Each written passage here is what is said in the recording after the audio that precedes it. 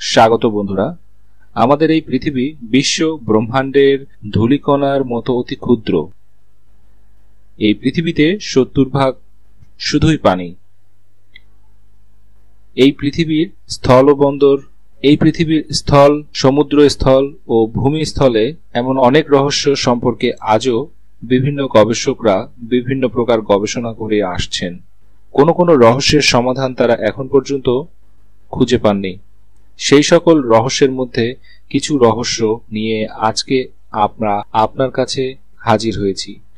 ইতিহাস, বিজ্ঞান ও রহস্য নিয়ে আমাদের প্রতিদিন ভিডিও পাওয়ার জন্য আমাদের এই চ্যানেলটিতে যারা নতুন তারা অবশ্যই সাবস্ক্রাইব করে দিবেন, এবং যারা সাবস্ক্রাইব করেছেন তাদেরকে অসংখ্য ধন্যবাদ।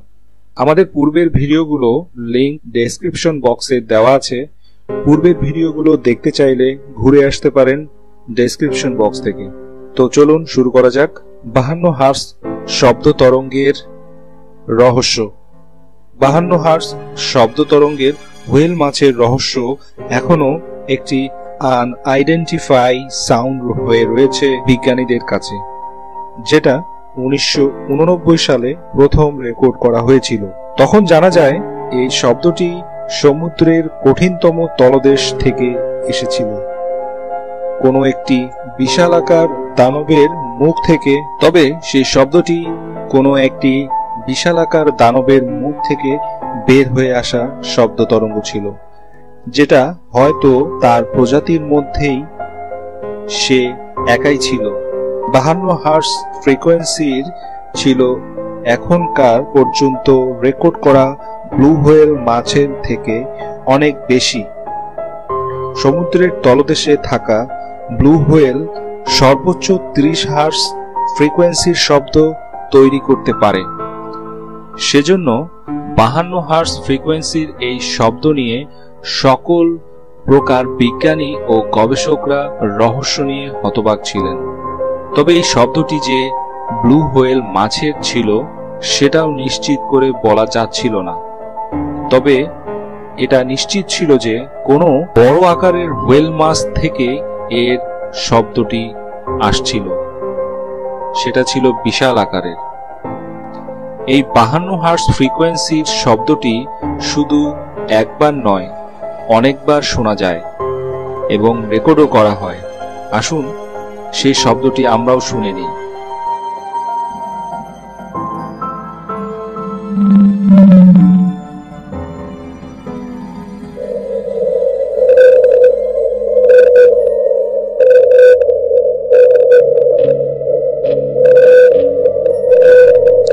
অনেক খোঁজাখুঁজির পরেও জানা যায়নি যে এই শব্দটি কোথা থেকে আসছে, কার দ্বারা শব্দটি উৎপন্ন হচ্ছে। কেউ কেউ ধারণা করে বলেন যে এটা ব্লু হোয়েলের কোনো একটি প্রজাতির প্রাণীর দ্বারাই উৎপন্ন হয়ে আসছে, কিন্তু কনফার্ম করে কেউই বলতে পারেননি। এরপর থেকে এই শব্দটি সমুদ্রের সবচেয়ে বড় রহস্য হয়ে থাকে। এই রহস্যময় শব্দ ছাড়াও আমাদের কাছে আর কোনো প্রকার তথ্য নেই। এ ব্যাপারে আপনাদের মতামত কমেন্ট বক্সে অবশ্যই লিখে জানাবেন। ফ্রান্সের স্থানীয় এক বাসিন্দার মোবাইলে ধরা পড়া এক অদ্ভুত ঘটনা। স্থানীয় একটি নদীর তীরে বেড়াতে গিয়ে তার ক্যামেরায় অদ্ভুত একটি প্রাণী ধরা পড়ল, যেটা পুরো উল্টো দিক দিয়ে একটি সেতুর নিচ দিয়ে হাঁটছিল। এই অদ্ভুত জন্তুটি কি ছিল এখন পর্যন্ত তার রহস্যই থেকে গেছে। আজও কেউ তার সঠিক ব্যাখ্যা দিতে পারেননি। অনেকের মধ্যে অনেক রকম ধারণা এই প্রাণীটি সম্পর্কে। এটি কি প্রাণী ছিল না ভিন্ন গ্রহের কোনো প্রাণী ছিল? আপনারা কি বলছেন কমেন্ট সেকশনে অবশ্যই জানাবেন।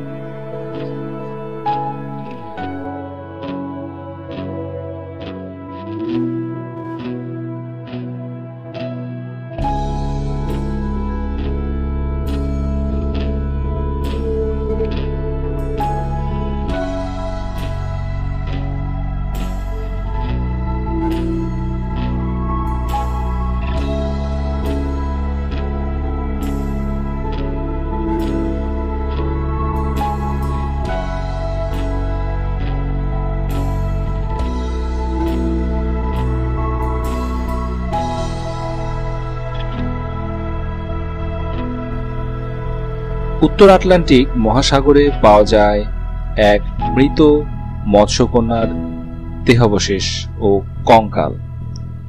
মৃত্যুর পর সমুদ্রের পানিতে ভেসে আসা তার দেহাবশেষটি স্থানীয় বাসিন্দারা সংগ্রহ করে এবং সংরক্ষণ করে সংগ্রহশালায় প্রেরণ করে।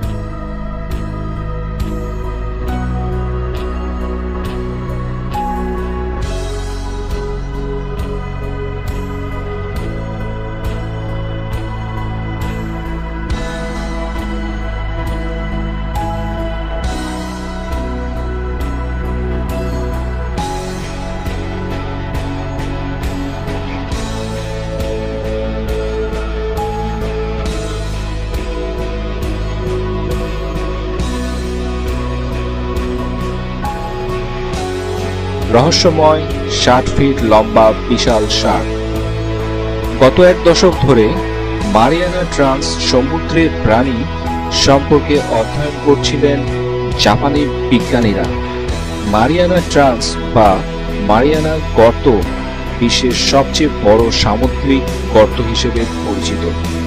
এটা ফিলিপিনের পূর্বে অবস্থিত। মারিয়ানা ট্রান্স এর গভীর গর্তে বসবাস করে এরকম প্রাণী খুবই কম আছে। এখানে শুধু দুর্লভ প্রজাতি পাওয়া যায়। বিজ্ঞানীরা গবেষণা করে এবং এর অংশ হিসেবে এই গর্তে মাছের চারা ফেলে ক্যামেরা লাগায় দেয়, যাতে সেখানে যে সকল প্রাণীর আগমন ঘটে সেটার উপর নজর রাখা যায় এবং তাদের আশা ছিল তারা নতুন কিছু প্রাণী সন্ধান পাবেন, ঠিক যেটা এখন পর্যন্ত দেখা যায়নি। প্রথমে সেখানে ছোট্ট বড় প্রজাতির মাছকে আসতে দেখা যায়, কিন্তু এরপরে চমকায় দেওয়ার মতন দৃশ্য ক্যামেরায় ধরা পড়ল। সেটা ছিল 60 ফিট লম্বা বিশাল আকারের শার্ক মাছ। বিজ্ঞানীরা ক্যামেরায় দেখে ভিডিওটি থেকে অনুমান করেন যে এই শার্ক মাছটি 50 থেকে 60 ফিট বিশাল লম্বা হবে, যেটা সমুদ্রের গভীরেই বসবাস করে, কখনোই সমুদ্রের উপকূলে আসে না। বিজ্ঞানীরা সঠিক অনুমান করতে পারছিলেন না যে এই শার্কটির কোন প্রজাতির ছিল, কারণ এর বিশাল আকার দেহ এটাকে আরো রহস্যময় করে তোলে। কিন্তু কিছু লোকের অনুমান এটা স্লিপার শার্ক, কিন্তু এই শার্কের প্রজাতিকে আর দেখা যায় না, এটা বিলুপ্ত হয়ে গেছে। তাহলে এই বিশাল শার্কটি কি ছিল? এর আকার বলছে আজ থেকে 25 লক্ষ সাল আগে মেগাল্যান্ড নামের বিশাল শার্ক সমুদ্রে রাজা ছিল। হতে পারে এটি ছিল তার শেষ বংশধর, যা ক্যামেরায় ধরা পড়ল।